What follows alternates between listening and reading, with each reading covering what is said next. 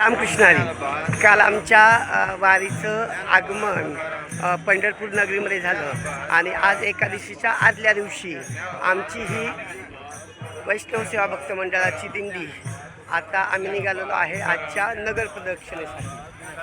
सुंदरशी पांढऱ्या शुभ्र कपड्यामध्ये एकदम लांबच लांब अगदी ही आमची दिंडी तुम्ही पाहताय. अतिशय सुंदर वातावरणात दिंडी सुरू आहे. महाराज लोकांचा रामकृष्ण हरी जप सुरू आहे. ज्ञानोबा तुकारामांचा जप सुरू आहे. वैष्णव मंडळ आहे. यासोबत आमचे महाराज लोक आहेत आणि खूप अतिशय भक्तिमय वातावरणामध्ये ही आमची दिंडी सुरू आहे. तुम्ही पाहताय की ते छानशी आमची मुक्ताई म्हणजे खरं तर आमची नाव खुशी.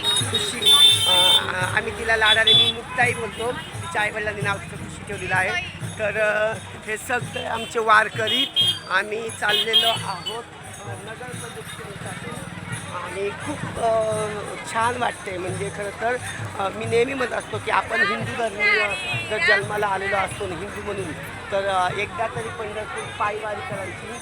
अगदी 10 ते 12 दिवसाचा प्रवास केल्यानंतरही ह्या माऊली सगळ्या अगदी उत्साही आणि एकदम आनंदी वातावरणामध्ये आहेत. तुम्ही काल ह्या माऊलींचा एक व्हिडिओ पाहिला.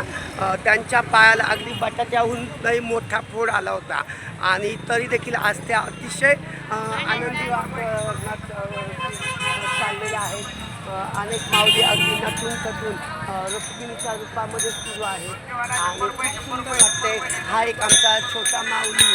तर हे सगळे लोक म्हणजे तुम्ही पाहाल की इथे देखील आमच्या वैष्णव सेवा भक्त मंडळाच्या आदरणीय त्रिपाठी साहेबांच्या सहभागी शीतलताई त्यांच्यासोबत अनेक महिला अगदी विठ्ठलाची अशी साजेशी मूर्ती आणि पादुका घेऊन सुरू आहेत.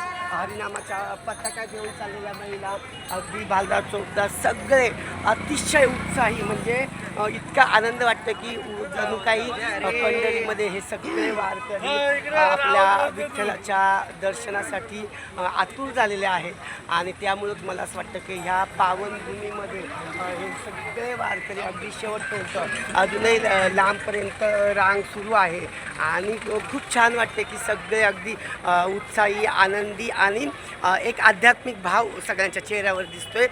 तर चला मित्र मी देखील जातोय या पंढरपूरच्या नगर प्रदक्षिणेसाठी. रामकृष्ण हरी.